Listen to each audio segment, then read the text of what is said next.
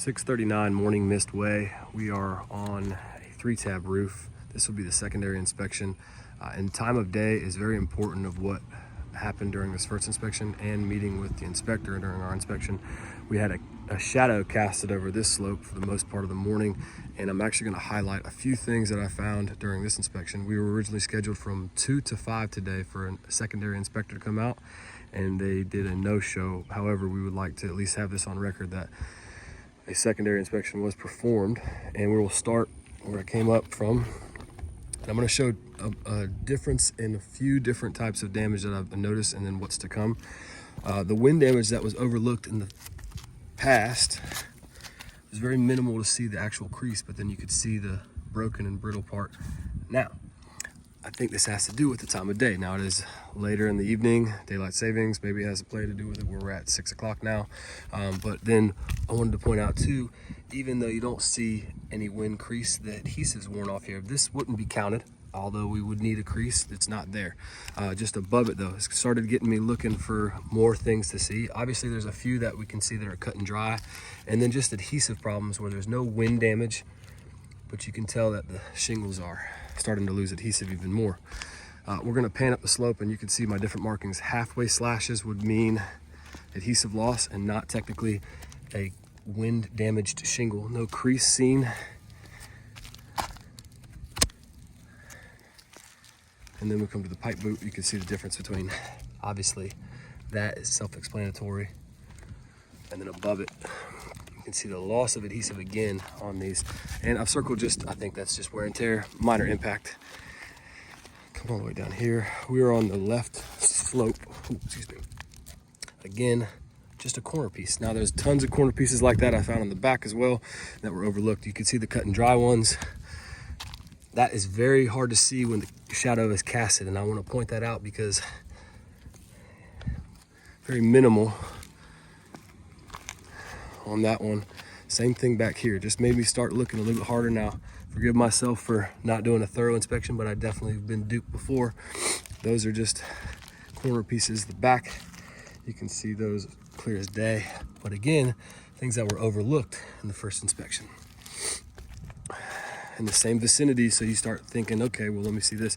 Again, this one has a crease. I wanted to point this one out, and that's why I circled it, because even though it's adhesive loss, it doesn't bend, and I'll slowly, lightly do that. You can hear it kind of cracking. I don't want to do it too much. You can see that it's starting to show, but it would be very, very minimal during the first inspection. Now, I would have seen that with the shadows casted on from the morning time. Compared to this, now what I should have done is seen this and then inspected a little bit more thoroughly around it, because what I found again was adhesive loss, but no crease. Not to be counted for wind damage shingles, but to know that there are going to be some in the future. That one's nasty. And this one again, barely seen, but wind creased, and then you could hear it cracking just lightly. Come up to the top. This one was documented in the past. This one's new. You can see how, I won't pull too much anymore. These are all doing the same thing. Now, this is the perfect example. When looking at these shingles, you can see the shadow line, which will cover pretty much any kind of small crease, barely able to see any wind damage. It almost up to be, an inch long like this one. And I also circled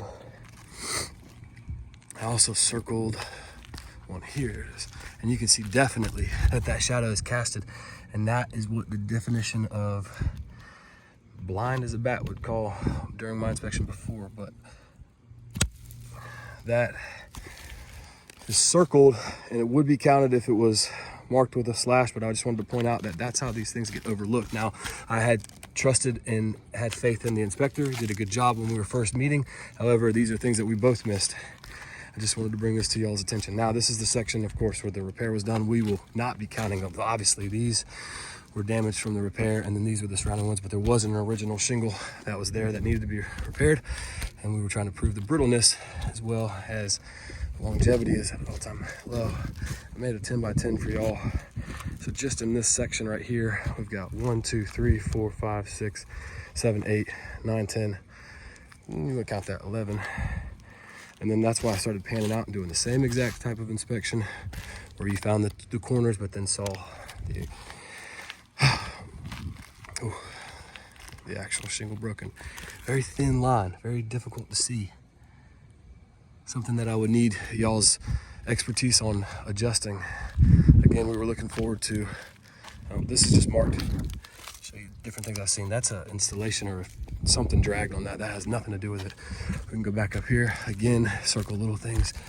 Shingle defect, looks like two shingles stuck together. And then again, with the wind damage that we found before, these shingles, I can't believe this top shingles are still standing up there. These are the three that we had documented that were not part of this claim. And then to the front, pretty self-explanatory on these. We've got 1, 2, 3. Those are pretty heavy breaks on those shingles. This was almost not seen, and the reason I carried it up is you can barely see the crease due to the shadow from the tree, and if you can hear it cracking. But again, this adhesive loss will not count, but these would not count either. I just wanted to show you that that's what was starting to be shown between adhesive loss wouldn't count for wind damage, but the ones that were overlooked definitely need to be shown. I appreciate you allowing us to come back out here. Unfortunately, we didn't get to meet the adjuster. Homeowners and myself were waiting since 2 o'clock to 5 o'clock until we found that after we confirmed with Allstate the inspection was to proceed today. It just didn't work out somehow, and we have not heard back from y'all, but we will be happy to send this video to you shortly. Thank you.